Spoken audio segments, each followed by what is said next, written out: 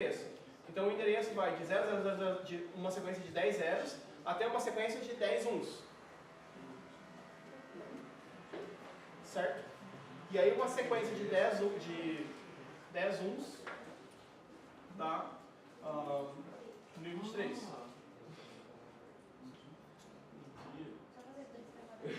Na verdade dá... Não, mais. Ó, 10 bits significa que o décimo bit consegue representar 1024. Certo? Um número de 10 bits consegue representar 1024. Então, na verdade, um número com 10 bits de uns consegue ir até 2047.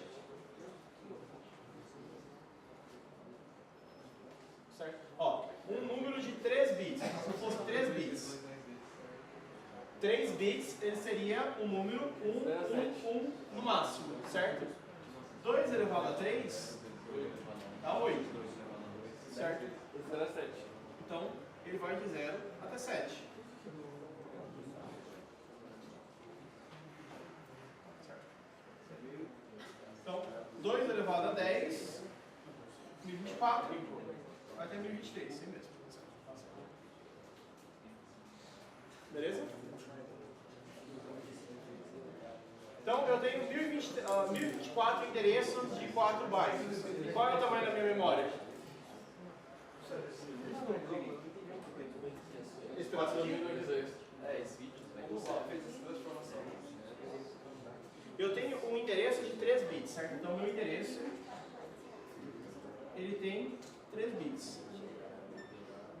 Então, o que significa ele ter 3 bits? Significa que eu tenho 3 lacunas a preencher e com essas 3 lacunas eu consigo dizer qual que é o meu valor, eu consigo endereçar alguém. Essas 3 lacunas, elas podem ser preenchidas de 0, 0, 0 até 1, 1, 1. E por que seria de 0 até 1? Porque é binário. 1, 1, 1, 1 é quanto? Quantos valores eu consigo representar com essa notação aqui? Então, eu consigo representar 8 valores, que vai de 0 até 7. Eu tenho 8 valores. Esses 8 valores é 2 elevado a 3, que é justamente a quantidade de bits que eu tenho. Como vai ser cálculo para saber a quantidade de variações? Quantidade de variações? Variações de números, de zero. Como você fez cálculo de número? Como eu cheguei em 8? 2 elevado a 3. 2 que seria... A base binária. 3 que é o tamanho do meu endereço. Tá. Por exemplo, vamos dizer que se fosse o CEP. Podemos lá. Se fosse o CEP, então o CEP ele tem 8 dígitos, certo? Só que os dígitos que são 8, eles vão de 0, 0, 0, 0, 0, 0, 0, 0 até 9, 9, 9, 9, 9, 9, 9, 9. Certo? Quantos valores eu tenho de 0, 0, 0, 0 até 9, 9, 9, 9, 9? Eu tenho 1, 2, 3, 4, 5, 6, 7, 8. Então, eu tenho 10 elevado a 8 valores. Por quê? Porque em cada caso eu tenho 10 valores numéricos. Eu tenho 0, 1, 2, 3, 4, 5, 6, 7, 8, 9. Eu tenho 10 valores. E eu tenho 8 casas. Então eu tenho 10 elevado a 8 possibilidades de CEP. Certo? Aqui eu tenho que cada casa tem 2 opções de valores, 0 ou 1. Eu tenho 3 casas, então 2 elevado a 3. Beleza? Aí você fez decimal? Oi? Aí você fez decimal? Ali eu fiz decimal. Ali eu fiz decimal, que é o CEP. Aqui eu fiz binário. Beleza, pessoal? Então eu tenho 8. Então aqui eu tenho 1023 possibilidades. Se eu tenho 1023 possibilidades, 4.096. 4.026, né? Isso. Ou 4.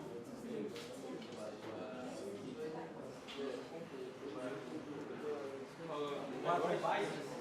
4 megabytes. Quilo. Não está em byte aí? Está em byte. Então. 1024. Aquilo. Opa, errei ali de cima. Então aqui não é. Aqui é em megabytes. Então. Fiz errado, então. Vamos lá. Então, voltando aqui para cima. Então, aqui a gente viu que errou ali. Tinha colocado mega. Mega é 1024 vezes 1024 para chegar em bytes, certo? Então aqui eu tenho 2 elevado a 20 bytes, certo? Tenho 2 elevado a 20 bytes. Se eu tenho 2 elevado a 20 bytes, eu tenho 2 bytes por palavra, significa que eu tenho 2 a 19 quantidade de endereços. 2 a 19 endereços. Tá? Então, o tamanho de cada endereço é 19 bits. Porque aqui é mega, não é quilo. Tá? Eu tinha feito o cálculo como se fosse quilo, é mega. Por que 2 elevado a 20?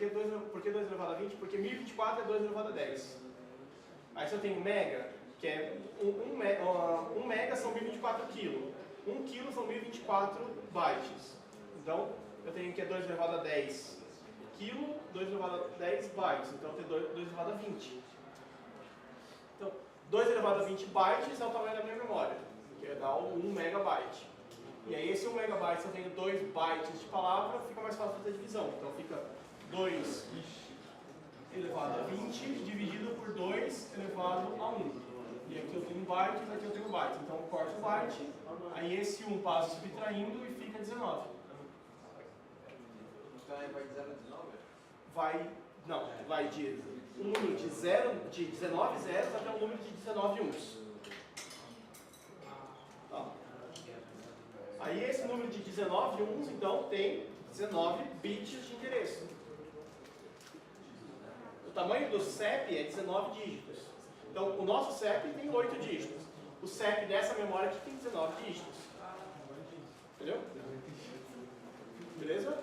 Aí é só pegar a memória e dividir É múltiplo, tipo assim, o tamanho da minha memória é dividido pelo tamanho da minha palavra e da quantidade de endereços que eu tenho. A quantidade de endereços vezes o tamanho da minha memória dá o tamanho de palavras. A quantidade de memória dividida pela quantidade de endereços dá a quantidade de palavras também. Professor, vai ter isso aí também. Professor, Igual as casas. você escreve na prova? Professor, você escreve na prova? Na prova? Não poderia fazer nada.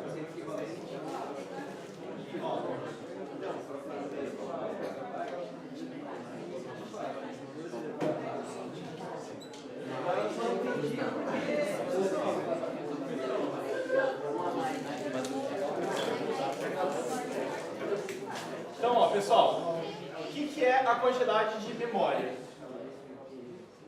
Então, a quantidade de memória total da minha memória é a quantidade de palavras vezes a quantidade de endereços. Certo? O que é a quantidade de palavras? É o tamanho da minha memória dividido pela quantidade de endereços. E o que é a quantidade de endereços? É o tamanho da minha memória dividido pelo tamanho da minha palavra. Tá? Beleza, pessoal? Então aqui, ó, você pode ver que essa conta baixa em todos eles. Por exemplo, aqui. Se eu não soubesse a quantidade de memória, mas soubesse que eu tenho 2 bytes por palavra e tenho 2 elevado a 19 bytes de quantidade de endereço, ou seja, 19 bits de endereço, o que significa? Então significa que eu tenho 2 vezes 2 é 19. 2 vezes 2 é 19 dá 2 elevado a 20, que é a quantidade de memória que eu tenho. Se eu pegar, eu não sei a palavra, então eu sei que eu tenho 19 bits de endereço e tenho 1 mega de memória. Então eu tenho 1 mega, que é 2 elevado a 20, e eu tenho 2 a 19 endereços. Então eu tenho que cada endereço tem 1 byte de memória. Por que 19? Por que 19? 20 menos por que 19? Porque, ó, eu tenho 20... Eu tenho 1 milhão de metros quadrados, certo? 1 milhão de metros quadrados. Eu tenho 1 milhão de metros quadrados, e aí eu estou dividindo ele em terrenos de 2 metros quadrados. Quantos terrenos eu tenho? 500 mil terrenos, certo? Esses 500 mil terrenos, se a gente fosse colocar, não seria 5 vezes 10 elevado a 7, 10 elevado a 6? 5, tá? 5 vezes 10 elevado a 5. Então, seria como se fosse essa interpretação. Então, eu tenho um terreno que tem 1024 vezes 1024 memórias. Que é o total de 1 mega. 1 mega. Então, ele tem 1 megabyte de memória. Certo? Eu quero dividir em lotes de 1 byte, de 2 bytes. Quantos lotes eu tenho? Então é só pegar esses 2 megabytes dividido por 2 bytes. Que aí eu vou ter como se fosse, tipo assim, 0,5 mega tem menos.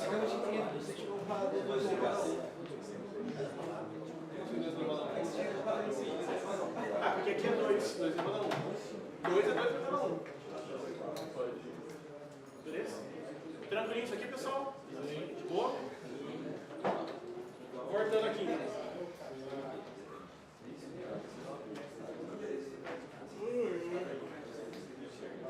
Então a gente tem que esse endereçamento funciona para qualquer memória. Eu posso ter palavras de qualquer tamanho, eu posso ter qualquer quantidade de endereços, eu posso ter várias coisas aqui. Então se eu der, por exemplo, memória, a quantidade e o tamanho do meu endereço, você tem que conseguir qual que é o tamanho da palavra. Se eu der o tamanho da palavra e a quantidade de memória, você tem que conseguir a quantidade de endereços. Se eu der palavras e endereços, tem que conseguir qual que é o tamanho da memória. Tá? Então, tipo, se eu der 2 dos 3 elementos, você consegue descobrir o terceiro. Se der um só, não dá pra saber nada. Precisa de 2 para calcular. Deixa eu ver. Eu preciso de 2 para calcular 1, 2 para calcular 1, 2 para calcular 1. Eu preciso de 2 para calcular o terceiro. Então, por exemplo, aqui a gente estava falando que, por exemplo, essa memória aqui tem 19 bits de endereço, essa memória aqui tem 10 bits de endereço, certo? O que é esse bit de endereço? É o tamanho do CEP que a minha memória tem. E no computador isso existe também? Existe. Então, por exemplo, sistemas de 32 bits indica que a minha memória, o meu CEP tem 32 bits dentro do computador, certo? Beleza? Como cada palavra dentro do computador é sempre, dentro desse computador aqui, dentro do computador tradicional, é sempre um byte, o que acontece? Ele consegue endereçar 2 elevado a 32 bytes, o que dá 4 gigabytes. Tá? Por isso que um sistema operacional de 32 bits só consegue endereçar até 4 GB de memória. Então se eu quero colocar mais do que 4 GB de memória em um dispositivo, eu tenho que não ter um sistema que é 64 bits. Certo? Por quê? Porque um sistema 64 bits ele consegue endereçar 2 elevado a 64 endereços.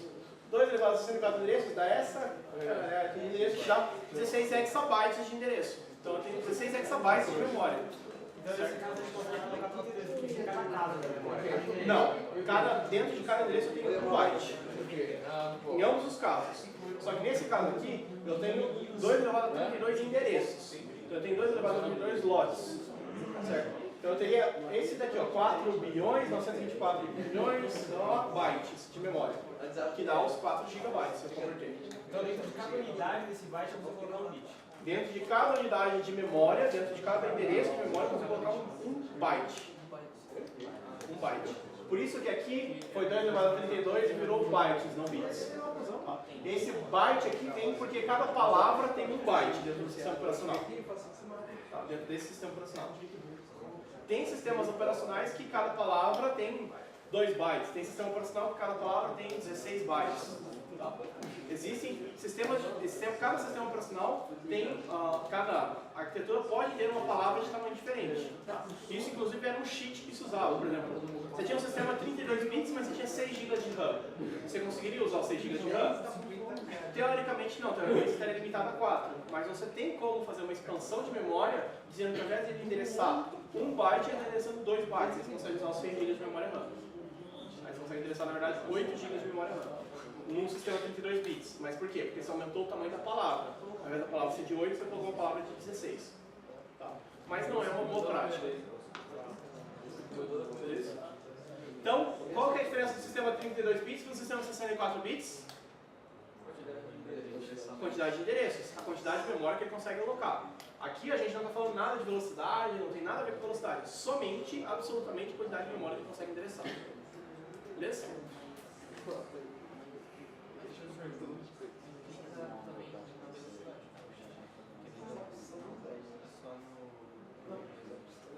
Não implica na velocidade, por quê? A gente tem uma implicação na velocidade, mas na verdade é porque a gente tem mais memória disponível.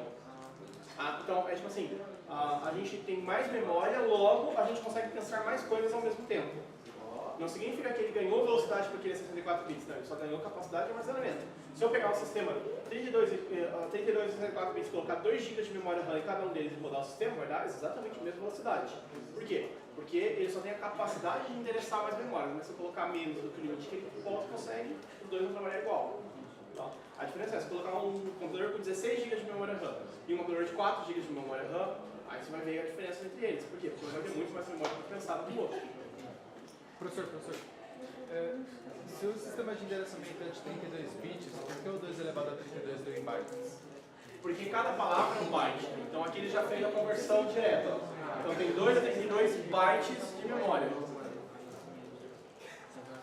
Então ele tem 32 bits de endereçamento, mas em cada palavra é de um byte. Então aqui ele já transformou direto na memória. Que ele fez palavras, que é de 1 byte, vezes endereços, que é 2 a 32. Então 2 a 32 bytes. Por isso que é a quantidade de memória. Por isso que apareceu 2 a 32 bytes. Beleza?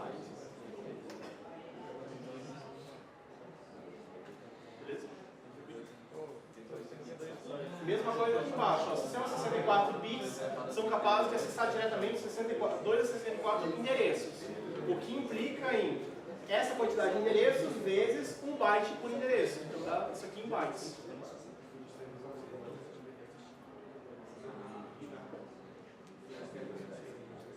Beleza? Tranquilos? Vamos partir.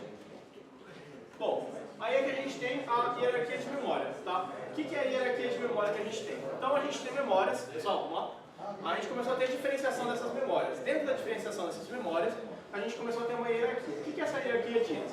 A gente diz que a gente tem memórias muito rápidas, mas muito pequenas, e a gente tem memórias muito lentas, mas muito baratas. E a gente tenta aqui equilibrar o sistema utilizando essas memórias, preenchendo essas lacunas. Tá? Então, antigamente a gente falava que a gente tinha registradores, CPU cache, RAM e dispositivo de armazenamento. Sendo que os registradores eles tinham uma velocidade altíssima, porém custo também altíssimo, uma capacidade pouquíssima, um tamanho muito pequeno e ele precisava ser energizado. Tá? Ele sempre precisava ter energia para armazenar. A CPU cache, então, ele já é uma velocidade altíssima, ele tem um custo altíssimo, mas a capacidade é muito pouco. Então, muito pouco já é mais do que pouquíssimo. Então, ele tem uma capacidade maior, tá? Com um tamanho muito pequeno e ele também precisa ser energizado. Então, ele é mais barato do que o registrador, mais lento que o registrador e maior que o registrador. Tá? Depois, a gente tem a RAM, onde a gente tem uma velocidade que é alta, não é altíssima, então ele já é uma velocidade mais lenta, mas ainda é alta. Ele tem um custo médio, tá? Ele tem uma capacidade alta, tipo 16 GB de memória RAM, tipo, uma capacidade alta. Ele tem um tamanho razoável e ele também precisa ser energizado, ou seja, se desligar a energia, ele perde a informação que está dentro dele. E por último aqui, o dispositivo de armazenamento em massa, a gente tem que a velocidade dele é baixa, então, velocidade muito baixa. O custo dele é baixíssimo, a capacidade é muito alta, o tamanho é grande e ele não precisa ser energizado, ou seja, ele mantém os dados dentro dele. Tá? Então, por exemplo, o custo, por exemplo, por megabyte. Tá? Vamos pensar no custo por megabyte. Um megabyte em registrador custa, sei lá, R$1.000. 1 megabyte de CPU cache. 1 megabyte de CPU cache custa R$150. 1 megabyte de RAM. Então vamos lá, um pente de 8 GB de memória RAM deve estar uns R$400. Então 1 GB para transformar em mega, então multiplica por 1024. Então tem 8.096 megabytes. Então R$400 dividido por 8.096 dá mais ou menos 50 centavos. Né? Então dá mais ou menos 50 centavos por megabyte. Aqui. E aqui eu tenho um dispositivo que tem tipo, vamos pegar um disco grande, 10 teras e custa R$2.000. Então 10 teras, então é 10 vezes 1024 para dar giga, vezes 1024 para dar mega. Então tenho 10 milhões de megas. 10 milhões de megas, então eu vou dividir o R$2.000 por 1 milhão, por 10 milhões. Então, R$2.000 dividido por 10 milhões, tipo, vai dar tipo nada, tipo, vai dar 0,000 centavo. Tá? E aí isso é o custo que tem por megabyte nessa daí. Então você tem a hierarquia por conta do custo também. Diga. Você quer falar alguma coisa? Eu ia falar, o que seriam registradores? O registrador é uma memória interna dentro da operação do processador. Por exemplo, eu tenho um registrador para soma. Então vai ter um registrador do operador de soma. Eu tenho um registrador do operador de quadrado. Tem um registrador lá dentro. Então eu tenho que o registrador é aquilo que está do lado da operação. Aí depois, essa operação tem a cache, que é o L1, L2, L3. Aí depois da L1, L2, L3 ele tem a RAM. Aí depois da RAM ele tem, por exemplo, um Optane. Depois do Optane ele tem um SSD. Depois do SSD ele tem um HD. E aí aqui a gente tem um pouquinho mais de diferenciação. Então a gente tem os registradores, as caches com nível 1, 2 e 3, a RAM, que pode ser física ou virtual, os dispositivos de armazenamento intermediário e a rede, que são as fontes de dados. Tá? Então, isso daqui é a hierarquia de memória que a gente tem.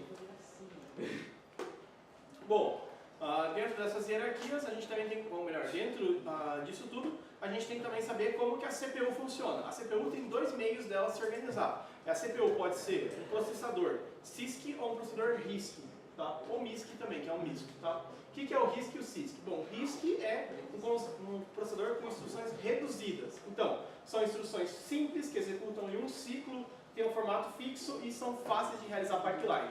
Tá? E o CISC são conjuntos de instruções complexas. Tá? Então as instruções são mais complexas, elas podem levar vários ciclos, elas têm formato variável e o pipeline é difícil de realizar. O que seria pipeline? Bom, o pipeline ele é um processo onde você tem a divisão do seu processo. Você tinha um processo que estava sendo executado, você divide ele em várias partes para enfileirar essas partes. Então pensa no Fordismo. Então o Fordismo você tinha um carro que antes ficava colocado no meio, e aí tinha um cara que fazia aprender o chassi. Ele ia aprender o chassi, saía e terminava o trabalho. Aí ia outro cara montar a parte elétrica, terminava a parte dele. E outro cara colocar o estofamento. Então, tipo assim, tinha um cara trabalhando e 19 pessoas olhando em volta para ver o que estava rolando no carro. E aí o que aconteceu? Bom, você colocou uma linha de montagem. Então você tinha uma linha de montagem. Então o primeiro cara vinha, colocava o chassi. O carro passava para o próximo. Aí já vinha um outro carro para ele montando o chassi. Aí ele já ia montando o chassi enquanto o próximo estava fazendo o trabalho dele. Então você tem um processo de linha de montagem, enfileirado. Então você vai passando o processo, então tipo assim, até que quando chegar no 19, no 19º carro, o primeiro carro vai estar saindo pronto, mas todo mundo vai estar trabalhando no meio do caminho. Por quê? Porque cada um tem a sua parte para ser realizada. Dentro do computador, a gente pode pensar que a gente tem 3 partes dentro de um processo. Que 3 partes? Leitura da memória, processamento e escrita da memória. Se a gente pensar nessas 3 partes, a gente consegue dizer, então, pronto, vai para a instrução 1, o que ela tem que fazer? Então ela tem 3 partes, ela tem o cara que lê, o cara que executa e o cara que escreve na memória. Então, ele lê, ele executa, ele escreve. Ele lê, ele executa, ele escreve. Ele lê, ele executa, ele escreve. Só que enquanto ele está lendo, ele está executando ou escrevendo? Não, executa e escrevendo está parado. Quando ele está executando, o lê e o escreve está parado. Quando ele está escrevendo, o lê e o executa está parado. Então ele sempre tem 2/3 das operações paradas. O que eles fizeram? Dividiram isso em 3 partes e colocaram ele enfileirado. Então, eu estou lendo. Terminei de ler, eu mando para processar e já começo a ler o próximo. O cara terminou de processar, já vai receber o próximo processamento e eu vou pegar a próxima leitura. O cara terminou de processar e já vai dar para a próxima escrita. E aí agora eu tenho dentro de um período de tempo, os 3 caras trabalhando por sequência, e aí dentro do mesmo intervalo de tempo eu tenho uma otimização de tempo. Então, onde eu fazia 3 instruções, agora eu estou fazendo 7 instruções. Simplesmente porque eu adicionei pipeline. Tá? Beleza? Então, o pipeline é dividir o processo em várias etapas e fazer com que todas as etapas aconteçam ao mesmo tempo. No sentido que não do mesmo processo, mas que eu tenha vários processos em execução ao mesmo tempo, cada um na sua etapa. Então, tem um cara que está na fase de leitura, tem um cara que está na fase de execução, tem um cara que está na fase de escrita. Aí terminou a fase de escrita, ou terminou esse processo, esse cara que estava na leitura vai fazer a leitura da instrução 4, a instrução 3 que estava na leitura vai começar a executar, a instrução 2 que estava executando vai começar a escrever. Terminou esse passo, ele vai indo instrução por instrução, certo? Então o que aconteceu? Ao invés de agora eu ter que esperar 3 ciclos entre terminar um processo e terminar outro processo, eu tenho um processo terminando a cada ciclo. Então as instruções elas são mais rápidas, elas são mais enxutas. Diga. Quem seria o responsável por fazer essa leitura? É o processador, não é? A leitura, a escrita e o processamento, sim, o processador. Essa é a CPU. No caso é o núcleo mesmo? A CPU, isso. A unidade de controle. Tá. Então aqui eu tenho que a leitura e a escrita, geralmente a unidade de controle que vai fazer. Ou, na verdade, a unidade de controle vai falar para a aritmética e lógica, leia esse pedaço, processe tal coisa, escreva tal coisa. E aí agora ele vai falar, ó, leia daquele pedaço, executa esse e salva ali. Agora pega isso que você estava processando, salva naquele outro endereço, leia esse próximo e executa essa outra instrução de tudo isso aqui. Então ele está sempre dizendo as 3 coisas ao mesmo tempo. Diga. Existe mais de um modo de pipeline que pode ser feito, por exemplo, você ali está fazendo um pipeline de 3 estágios, mas em um que você executa mais instruções ao mesmo tempo, e as instruções que já foram executadas você descarta e coloca outras em modo de espera para executar mais. Pode sim. Eu posso ter pipeline de tipo 12 divisões, não tem problema. Tá. O que vai acontecer no pipeline? Eu tenho 12 divisões, eu vou ter 12 processos executando ao mesmo tempo. Tá? Inclusive, isso é uma coisa que acontece naturalmente. Então, por exemplo, se eu não me engano, foi da 5ª para a 6ª geração, ou da 6ª para a 7ª geração, 4ª para a 5ª, não sei. Mas de alguma geração assim da Intel, que tipo, não mudou muita coisa da arquitetura, mudou a divisão de pipeline. E essa divisão de pipeline já trouxe um desempenho. Tá? Por quê? Porque dentro do, ele pegou o processo, ele dividiu em mais partes, e por dividir em mais partes, ele conseguiu realizar mais processos em menos tempo.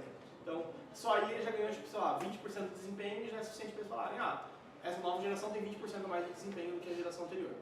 Tá? E aí eu posso realmente dividir ele em mais partes, não tem problema. Eu posso dividir em quantas partes forem necessárias para o meu problema. Existe uma conta que a gente faz aqui, mas eu não passo essa conta para vocês, não se preocupem com ela. Como de saber tipo, qual é o ganho de desempenho. Em outros semestres eu já cobrei isso de ganho de desempenho, mas aqui para vocês não estou colocando não. Depois, se quiser, a gente faz a conta para mostrar como que seria com 7, 8, 10 processos, colocar alguns números para a gente ver como que fica realmente o desempenho. Tá? O desempenho também não fica exatamente que nem aqui, ó. Eu tive 7 instruções nesse período, então eu melhorei 2,5 vezes dos processos. Não é bem assim a conta também, tá? Tem partes que demoram mais, tem partes que demoram menos, mas a ideia é não deixar ninguém parado. Mas a gente vê isso aqui depois da prova. Vamos lá. Então a gente tem a lei de Moore, que faz o crescimento dos processadores, certo? E isso também diz respeito sobre o crescimento da computação no geral. Então, por exemplo, memória. Então, em 2005 a gente tinha um cartão de memória que tipo, realmente chegava a capacidade de 128 megabytes, que já era uma capacidade bem grande. E em 2014 a gente tinha capacidade de tipo, 128 gigabytes de memória. A lei de Moore é o crescimento dos processadores? O quê? A lei de Moore? A lei de Moore é um índice de crescimento da evolução da computação. É tipo, de quanto em quanto tempo a computação dobra de capacidade. Basicamente isso. Tá. Vamos lá. Aí a gente tem sobre o sistema operacional. O que a gente tem sobre o sistema operacional? Então, sobre o sistema operacional, a gente tem que o sistema operacional é um cara que está tentando ajudar o nosso usuário a utilizar o nosso hardware. Então, antigamente o usuário precisava manjar do hardware para conseguir utilizar o sistema operacional. Atualmente não, o usuário precisa saber usar Windows, usar Word. Tá? Ele não precisa mais saber que ele está usando um processador X ou Y. Tá? Ele já sabe o que ele tem embaixo dele e ele já sabe como proceder. Tá? Então, qual que é a definição do sistema operacional? É um cara que tenta otimizar o hardware para que o usuário não precisa conhecer ele só vai saber usar a aplicação. Tá? Então, existem também sistemas operacionais de máquina virtual, então você consegue virtualizar um sistema operacional dentro de um outro sistema operacional, você consegue virtualizar um hardware dentro de outro hardware, tá? Você consegue gerenciar recursos, então, por exemplo, o sistema operacional é o cara que vai dizer o que vai ser processado, quem que vai ser acessado onde de memória, que disco que vai ser acessado, como que o disco vai ser acessado, como que as telas vão ser acessíveis, quantas telas ele aguenta, tudo isso é o sistema operacional que vai dizer o que vai acontecer. Tá? Bom, historicamente a gente tem aqui um monte de sistema operacional, tá? Mas o que é importante entre eles é que a gente tem, por exemplo, sistemas operacionais que são monolíticos, então, por exemplo, estrutura simples, ele vai executar uma tarefa, é monotarefa, é simplesão, mas ele vai servir ao propósito dele. Então, a ideia era realizar uma tarefa, ele vai realizar aquela tarefa de forma abstrata, no sentido que o principal objetivo do sistema operacional era ofuscar a máquina, então eu poderia trocar a máquina sem precisar reescrever o código. Para isso, os sistemas monolíticos serviam já. Seria de uma maneira mais simples? O quê? Ele faz de uma maneira mais simples? Não, ele faz de uma maneira que a gente não precisa conhecer o hardware. Ele abstrai o hardware para o programador. De uma maneira bonitinha. Pode ser bonitinho ou pode não ser tão bonitinho assim. Ele só vai abstrair o hardware. No sentido de que eu não preciso saber se eu estou trabalhando com Intel ou AMD. Eu só vou dizer que eu quero fazer uma operação de soma e ele vai fazer a operação de soma. Você conhece o Endless? Qual? Endless. Não, não conheço. Não sei. Eu não entendi direito o monolítico. Monolítico, ele vai fazer uma tarefa. Então, monolítico é uma coisa que é um dinossauro grandão, tipo, é uma coisa grande, mas que ele vai realizar uma tarefa. O sistema operacional é uma tarefa só. Uma tarefa só. Tá. Mas por que ele vai realizar uma tarefa só? Porque, tipo assim, o computador, ele tinha um propósito. Antigamente, por exemplo, aquele computador, ele tinha uma fila que era um cartão perfurado. Então, ele lia um cartão perfurado por vez. Então, ele era monolítico, ele era monotarefa. Você podia trocar o conjunto de cartão, você podia trocar o tipo de memória, podia trocar as válvulas, as menores, mas você tinha uma leitura de cartão por vez. certo? Uma Então, tarefa só. uma tarefa realizada por vez. O objetivo era, eu tenho esse conjunto de cartão, por exemplo, que era do IBM System 360. Se eu troquei do IBM System 360 para o IBM 720, já era porque eu vou ter que reescrever todo o meu código. Só que, com os sistemas operacionais monolíticos, eu podia escrever um código para o sistema operacional e não importa qual fosse a máquina que rodasse embaixo, era o mesmo código que ia rodar nas duas máquinas. Então, eu consegui ter a primeira abstração de máquina com sistemas monolíticos. Então, eu vou escrever um código para vocês já estão programando em C, né? Então, vocês vão escrevendo em C, vocês não tem que saber que máquina que você está fazendo. Você pode escrever o mesmo código no celular, na internet, no desktop, no seu desktop em casa, no celular, no computador, no notebook. Por quê? Você não precisa saber qual que é o hardware que está embaixo. Por quê? Porque quem vai rodar isso é o seu sistema operacional. Então, essa é a vantagem do sistema operacional. Você não precisa conhecer o hardware de baixo para escrever código. Bom, e depois a gente tem os sistemas baseados em camadas, que é a evolução do monolítico. Então, na ideia de basear em camadas, a gente tem várias camadas que vão dando cada uma abstração diferente para a outra. Tá? Nesse caso, a gente tem o Windows, o Multics e o Linux. Tá? Geralmente eles têm uma estrutura complexa que aumenta o tempo de resposta, então ele demora mais para responder porque ele tem que percorrer mais camadas, porém também aumenta a segurança, o que é uma grande vantagem para sistemas operacionais. Tá? Entendi, o de camadas, então ele seria um monolítico com vários. Ele, na verdade, tipo assim, o monolítico ele era um bloco só, não tinha divisão, ele era um único sistema operacional. O camada tem várias camadas, uma em cima da outra. Por exemplo, eu vou ter uma camada para o kernel, uma camada para o drive, uma camada para o dispositivo e uma camada para a aplicação. Várias funções para cada. Isso, aí eu tenho uma camada extraindo a camada anterior. Então, por exemplo, o kernel ele vai saber o que o hardware faz. Aí, quem que vai trabalhar com o kernel? Os devices, os drives. Então, tipo assim, eu tenho que os dispositivos vão trabalhar com esse kernel.